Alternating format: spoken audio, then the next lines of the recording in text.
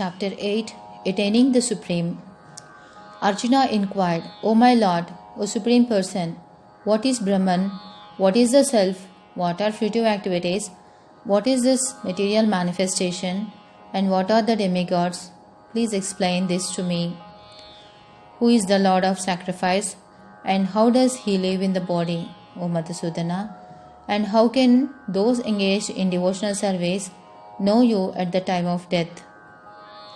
The Supreme Personality of Godhead said, the indestructible transcendental living entity is called Brahman, and his eternal nature is called Adhyatma, the Self. Action pertaining to the development of the material bodies of the living entities is called karma or fruitive activities. O best of the embodied beings, the physical nature, which is constantly changing, is called Adibhuta, the material manifestation. The universal form of the Lord, which includes all the demigods, like those of sun and moon, is called Adideva. And I, the Supreme Lord, represented as the super soul in the heart of every embodied being, am called Adiyagna, the Lord of sacrifice. And whoever at the end of his life quits his body, remembering me alone, at once attains my nature. Of this there is no doubt. Whatever state of being one remembers when he quits his body, O son of Kunti, that state he will attain without fail. Therefore, O Arjuna, you should always think of me in the form of Krishna and at the same time carry out your prescribed duty of fighting. With your activities dedicated to me and your mind and intelligence fixed on me, you will attain me without doubt. He who meditates on me as the Supreme Personality of Godhead, his mind constantly engaged in remembering me, undeviated from the path, he is sure to reach me. One should meditate upon the Supreme Person as the one who knows everything, as he who is the oldest, who is the controller, who is smaller than the smallest, who is the maintainer of everything, who is beyond all material conception, who is inconceivable and who is always a person. He is luminous like the sun and he is transcendental beyond this material nature. One who at the time of death fixes his life air between the eyebrows and by the strength of yoga with an undeviating mind engages himself in remembering the Supreme Lord in full devotion will certainly attain to the Supreme Personality of Godhead. Persons who are learned in the Vedas, who utter Omkara, and who are great sages in the renounced order enter into Brahman. Desiring such perfection, one practices celibacy. I shall now briefly explain to you this process by which one may attain salvation.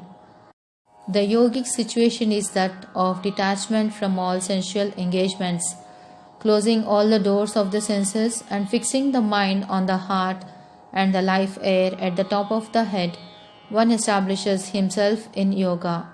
After being situated in this yoga practice and vibrating the sacred syllable Om, the supreme combination of letters, if one thinks of the Supreme Personality of Godhead and quits his body, he will certainly reach the spiritual planets.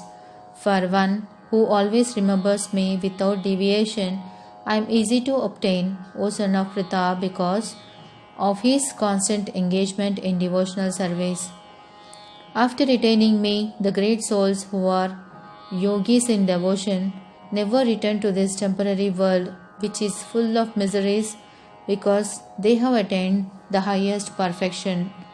From the highest planet in the material world down to the lowest, all are places of misery wherein repeated birth and death take place.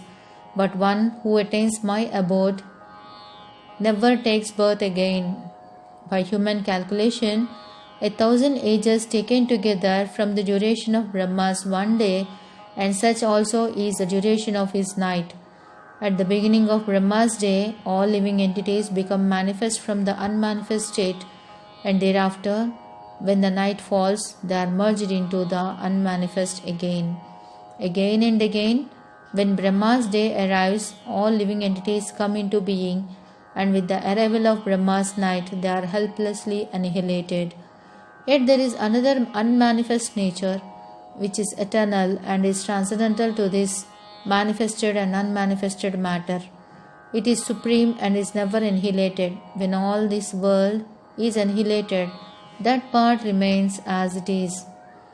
That which the Vedantists describe as unmanifest and infallible, that which is known as the supreme destination, that place from which, having attained it, one never returns, that is my supreme abode.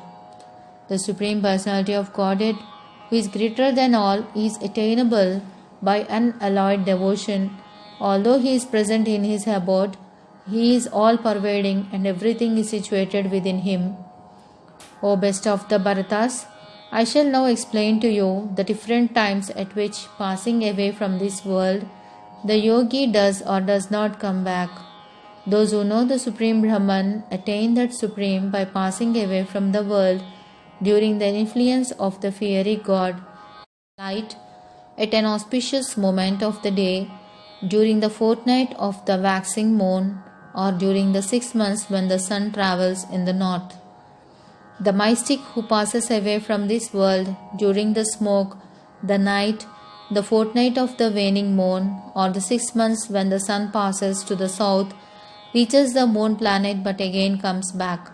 According to Vedic opinion, there are two ways of passing from this world, one in light and one in darkness. When one passes in light, he does not come back, but when one passes in darkness, he returns. Although the devotees know these two paths, O Arjuna, they are never bewildered, therefore be always fixed in devotion. A person who accepts the path of devotional service is not bereft of the results derived from studying the Vedas, performing sacrifices, undergoing austerities, giving charity, or pursuing philosophical and fruitive activities. Simply by performing devotional service, he attains all these, and at the end he reaches the supreme eternal abode. Chapter 8